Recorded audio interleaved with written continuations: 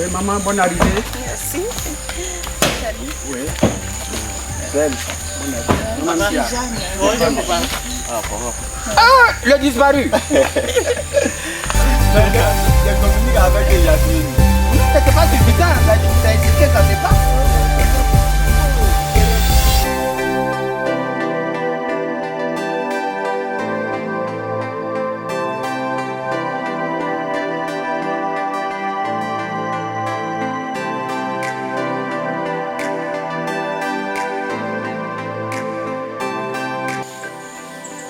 Oui, allô, maman Judas. Bon, d'accord, ils sont là, hein, donc il faut venir, ils sont là. Ils sont déjà arrivés. D'accord, d'accord.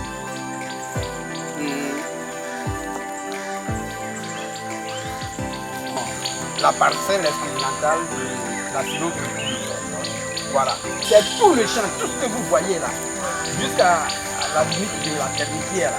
Il y a un passage là-bas, jusqu'à un peu devant, bien au bambou de Chine là. Tout ce périmètre là. En fait, j'ai donné 1 hectare. Mais elle a dit qu'il avait besoin seulement de 600 mètres carrés. Voilà. Pour le moment, 600 mètres carrés. Alors, les 600 mètres carrés là, se limitent. Voilà, il y a un dernier piquet qui est juste à côté du palmier, du long palmier mort là. Voilà.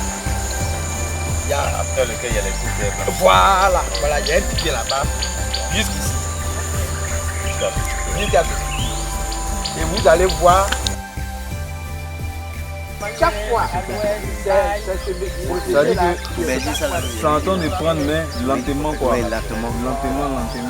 Mais quand ça va bien prendre, ça y est, la technique même, une école là, Bonjour, je m'appelle Guy Stéphane Hubert, je suis étudiant de l'université Félix-Houphouët-Boigny. Je suis volontaire à l'ONG Paget et je travaille sur le projet Synécoculture. La Synécoculture qui est une nouvelle agriculture durable qui demande d'associer plusieurs cultures dans un système biologique. Et donc nous sommes sur cette ferme-là, nous sommes venus visiter cette ferme qui est en expérimentation et à travers les résultats obtenus, nous allons l'étendre dans le village et dans d'autres endroits. Voilà.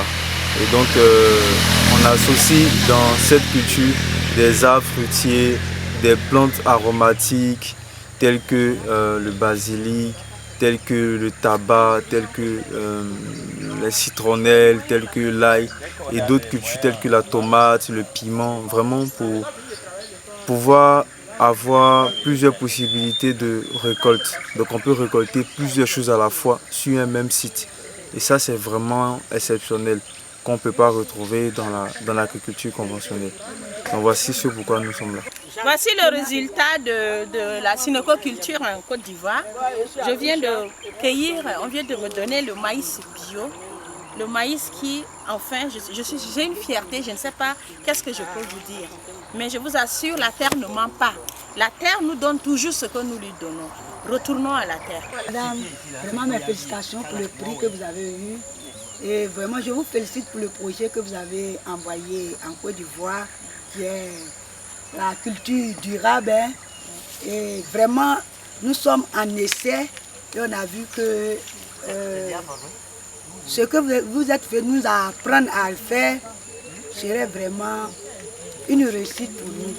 Parce qu'en cultivant sur un même site plusieurs cultures, vraiment ça va nous rapporter non seulement ça de l'argent, mais ça va nous faire vivre nous-mêmes.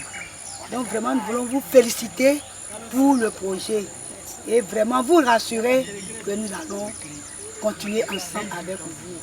Et vraiment nous allons quand même vous aider, vous amener aussi à atteindre votre objectif. La synécoculture avec la production bio.